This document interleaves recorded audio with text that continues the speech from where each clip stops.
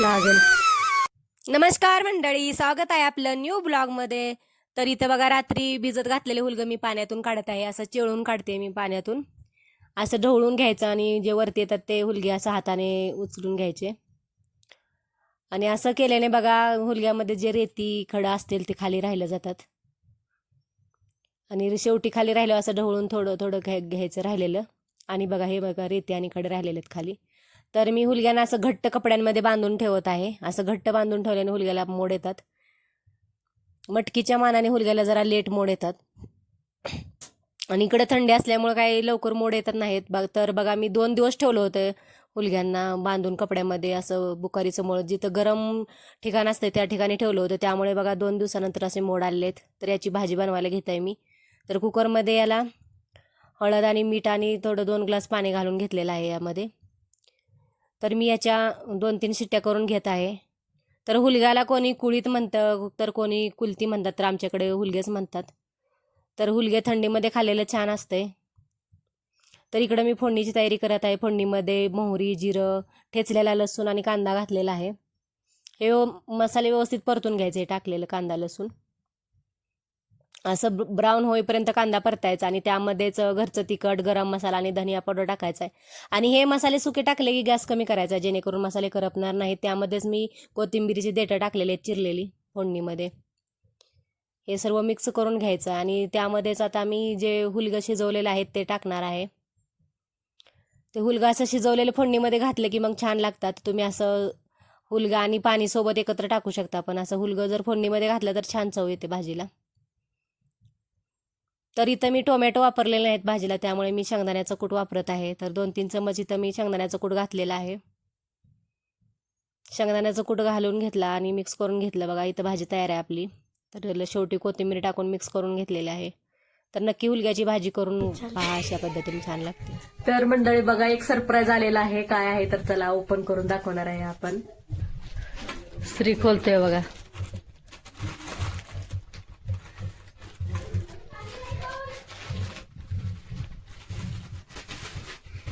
नीट लागल एवढं छोटं पॅकिंग आहे.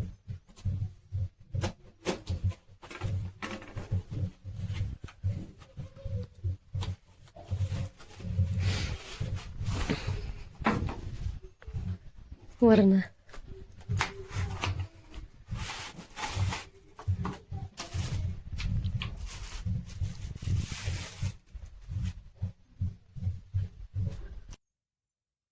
तर इकडं मी स्वराचा अभ्यास घेत घेत लसूण बी सोलत आहे बघा. एका कामासोबत 2-2 कामं होते ती.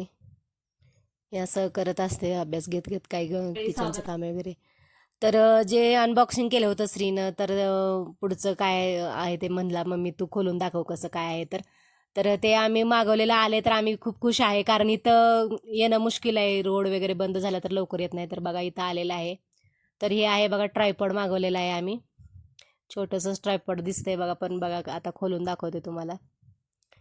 बघा हे असं ओढलं की खोललं जाते. ह्याची हाईट साधारण 170 सेंटीमीटर आहे बघा. आपल्याला जसं पाहिजे असं आपण कमी जास्त करू शकतो. हे बघा आपल्याला कसलाही व्हिडिओ घ्यायचा असो, छोट्या उंचीवरनं कमी उंचीवरून, किचनमध्ये पण रेसिपी शूट करताना आपण हे वापरू शकतो. आणि खालून बघा हे असं फोल्ड केलेलं आहे, असं ओपन होतंय खालून. आपण असं ठेवू शकतो त्याला.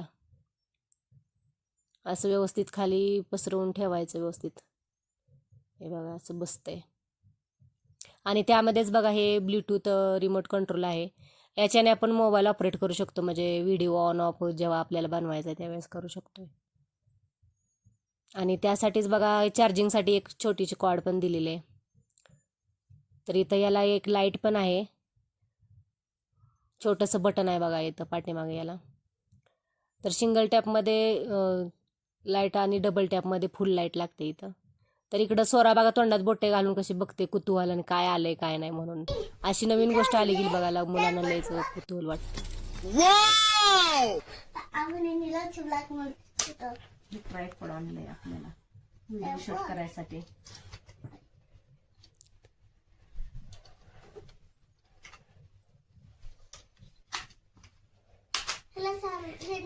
असं क्लोज करायचं.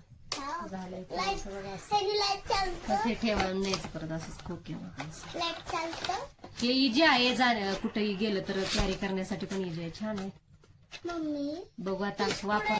आता हे बघा असं इजी आहे जाण्यासाठी कुठेही कॅरी करण्यासाठी. तर बघू फर्स्ट टाइम मागवलंय कसं आहे आम्हाला पण माहिती नाही. आता बघू कसं आम्हाला साथ देते हे ट्रायपॉड. तर इथं प्यायच्या पाण्याच्या बाटल्या घेतल्या बिस्लरी. तर बघा याच्यामध्ये पण पूर्ण बर्फ जमलेला आहे. तर हे आता पाणी गरम करूनच प्यावं लागणार आहे आम्हाला. गरम करूनच पितो आम्ही पाणी. तर इकडं संध्याकाळी बघा असं वातावरण झालंय एकदम बर्फ पडायला सुरुवात झालेली आहे.